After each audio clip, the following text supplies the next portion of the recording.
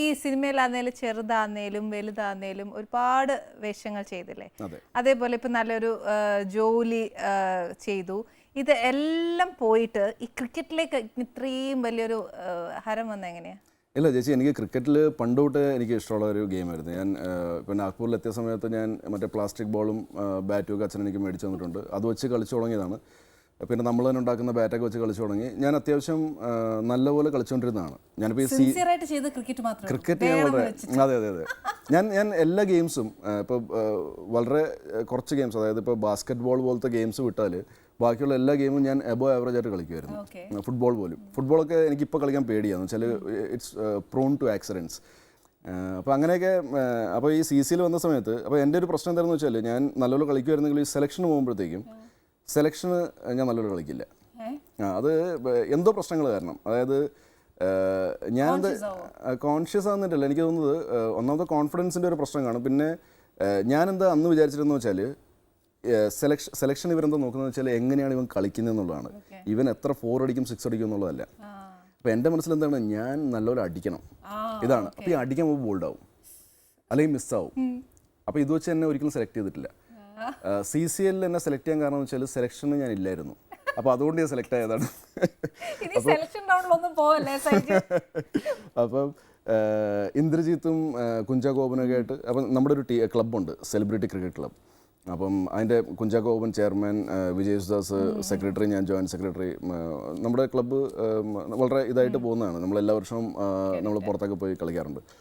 അപ്പോൾ ഇന്ദ്രജിത്ത് അന്ന് പ്രിയൻ സാറും ലിസ്റ്റ് ചെയ്യുക ഇന്ദ്രജിത്തിൻ്റെ ചോദിച്ചപ്പോൾ ആരൊക്കെയാണ് നമ്മുടെ ആക്ടേഴ്സിൽ കളിക്കുന്നതെന്ന് പറഞ്ഞപ്പോഴത്തേക്ക് ഇന്ദ്രജിത്തൊക്കെ ഓൾറെഡി എൻ്റെ ഗെയിം കണ്ടിട്ടുള്ളതാണ്. അപ്പം ഇന്ദ്രജിത്ത് എൻ്റെ പേര് പറഞ്ഞു, പലരുടെയും പേര് പറഞ്ഞപ്പോൾ എൻ്റെ പേരും പറഞ്ഞു. അപ്പോൾ ഞാനന്ന് ചെന്നൈയിൽ ഒരു തമിഴോളം ചെയ്തുകൊണ്ടിരിക്കുക. അപ്പോൾ അതിൻ്റെ ഷൂട്ടിലായത് കാരണം എനിക്ക് പോകാൻ പറ്റിയില്ല. അപ്പോൾ ഇന്ദ്രജിത്ത് പറഞ്ഞതുകൊണ്ട് പിന്നെ സൈജു കുറുപ്പ് നന്നായിട്ട് കളിക്കുമായിരിക്കും എന്ന് പറഞ്ഞുകൊണ്ട് അങ്ങനെ എന്നെ എടുത്തതാണ്. ഒരുപക്ഷെ സെലക്ഷൻ പോയതിലേക്ക് ഉറപ്പായിട്ട് ഇപ്പം ഒരുപാട് വില്ലൻ വേഷങ്ങൾ ചെയ്തു, പിന്നെ ഒരുപാട് ക്യാരക്ടർ ചെയ്തു, അത് മാത്രമല്ല ഹീറോ ചെയ്തു. ഇതിൽ ഈ കോമഡി എപ്പോഴാണ് വന്നേ? കോമഡി ചേച്ചി ആക്ച്വലി എല്ലാവരുടെ ഉള്ളിലും ഈ നർമ്മം എൻജോയ് ചെയ്യുന്നൊരു സംഭവമുണ്ടല്ലേ. അപ്പോൾ അതുപോലെ എനിക്കും കോമഡി ഭയങ്കരമായിട്ട് എൻജോയ് ചെയ്യുന്ന ഒരാളാണ്. കർമ്മയോഗി എന്ന് പറഞ്ഞ VKP ഡയറക്റ്റ് ചെയ്ത സിനിമയാണ്. അതുകൂടാണ്ട് ഞാൻ VKPയുടെ 1-2 ആഡിൽ ഞാൻ അഭിനയിച്ചിരുന്നു. അപ്പോൾ VKP ചിലപ്പം ഞാൻ VKP ആയിട്ട് അത്യാവശ്യം ക്ലോസ് ആണ്. അപ്പം അദ്ദേഹത്തിന് ചിലപ്പോൾ എൻ്റെ ഒരു ലൈറ്റർ സൈഡ് ചിലപ്പോൾ പുള്ളി മനസ്സിലായി കാണും, അല്ലെങ്കിൽ for whatever reasons Trivandrum lodge വന്നപ്പം ആ സിനിമ തൊട്ടാണ് എൻ്റെ ഒരു കോമഡി റോൾസ് എനിക്ക് കിട്ടി തുടങ്ങിയത്.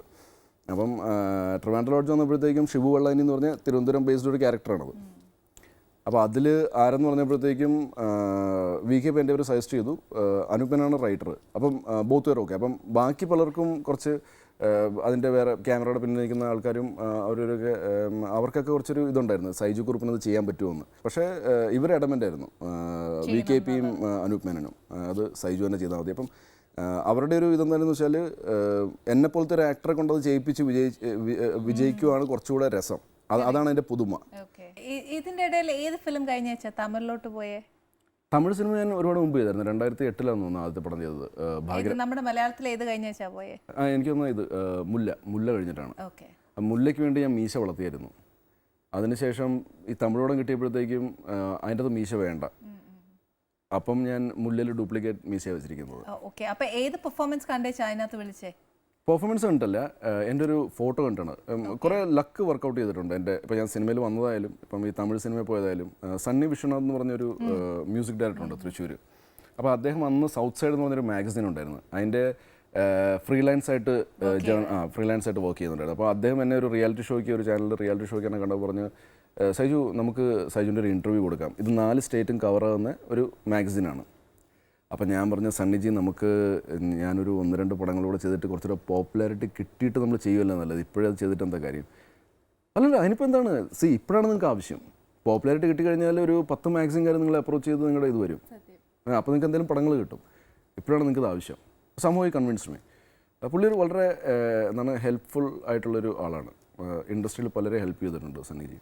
അപ്പം അങ്ങനെ അദ്ദേഹം എന്നെ നിർബന്ധിച്ച് സൗത്ത് സൈഡിൻ്റെ ഒരു ഫോട്ടോഗ്രാഫർ വന്ന് അങ്ങനെ ഫോട്ടോ സെഷൻ കഴിഞ്ഞ് എൻ്റെ ഇൻ്റർവ്യൂ ഒരു ലക്കത്തിൽ വന്നു.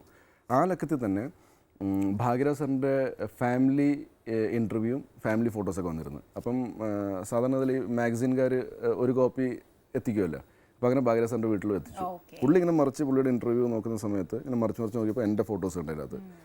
അങ്ങനെ കണ്ടിട്ടാണ് പുള്ളി കോൺടാക്ട് ചെയ്തത്.